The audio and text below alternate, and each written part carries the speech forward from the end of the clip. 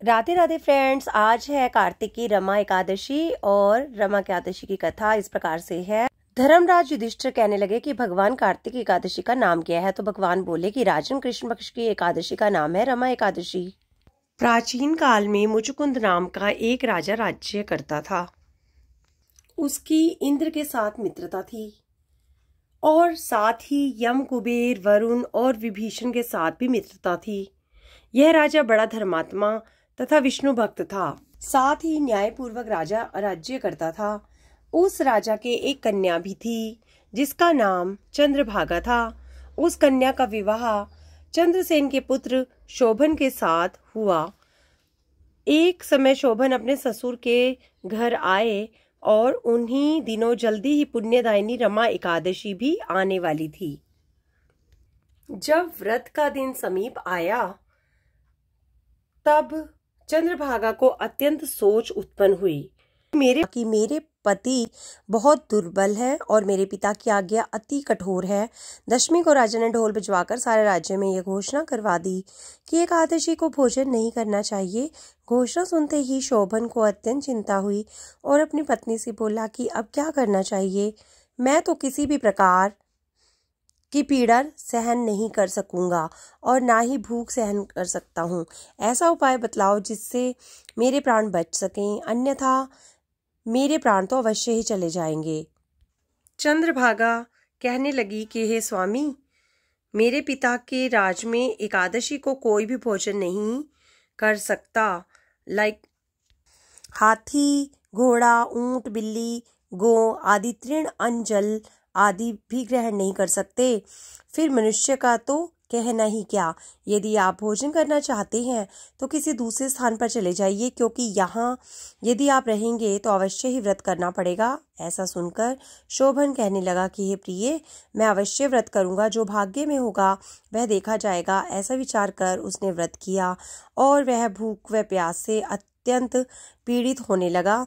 जब सूर्य नारायण अस्त हो गए तो रात्रि को जागरण का समय आया, जो वैष्णवों को अत्यंत हर्ष देने वाला था, खुशी देने वाला था, उल्लास देने वाला था। परंतु शोभन को अत्यंत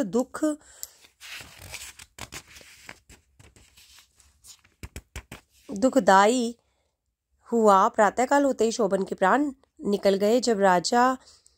तब राजा ने सुगंधित काष्ठ से उसका दाह संस्कार कराया, परंतु चंद्रभागा ने अपने पिता की आज्ञा से अपना शरीर को दग्ध नहीं किया और शोभन की अंत्येष्टि क्रिया के बाद अपने पिता के घर में ही रहने लगी। रमा एकादशी के व्रत के प्रभाव से शोभन मंदराचल पर्वत पर धन धान्य से युक्त तथा शत्रुओं से रहित एक सुंदर देवपुर को प्राप्त हुआ। वह अत्यंत सुंदर रतन और वैदर्य मणि जड़ित स्वर्ण के खंभों पर निर्मित अनेक प्रकार की स्फटिक मणि से सुशोभित भवन में सिंहासन पर अरूढ़ श्वेत चट और चंवर, मस्तक पर किरीट, कानों में कुंडल, कंठ में हार, बाहु में कपूर विभूषित गंधर्व अप्सराओं से ऐसे सुशोभित होता था मानो दूसरा इंद्र विराजमान हो। एक समय मुचकुंद के नगर में रहने वाला सोम शर्मा नाम का ब्राह्मण तीर्थ यात्रा करते हुए घूमता घूमता उधर जा निकला। उसने शोभन को पहचान कर कहा कि यह तो राजा का जवाई शोभन है। उसके निकट गया।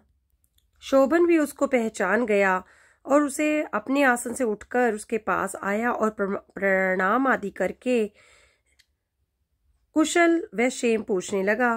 ब्राह्मण ने कहा कि राजा मुचकुंद और आपकी पत्नी चंद्रभागा कुशल से हैं। नगर में सब प्रकार कुशल है, परंतु हे राजन, हमको अत्यंत आश्चर्य हो रहा है। अपना वृतांत कहिए कि ऐसा सुंदर नगर जो ना कभी देखा ना सुना, आपको किस प्रकार प्राप्त हुआ। तब शोभन बोला कि कार्तिक कृष्ण रमा एकादशी का व्रत करने से मुझे यह नगर प्राप्त हुआ है, परंतु यह अस्थिर है, इनविजिबल है। यह सुनकर ब्राह्मण बोला कि राजन, स्थिर होने का कोई उपाय तो कहें, मैं अवश्य में वह युक्ति करूंगा। मेरी इस बात को आप मिथ्या ना समझें। शोभन कहने लगा कि मैंने इस व्रत को श्रद्धा रहित होकर किया था, अतः सब कुछ अस्थिर है।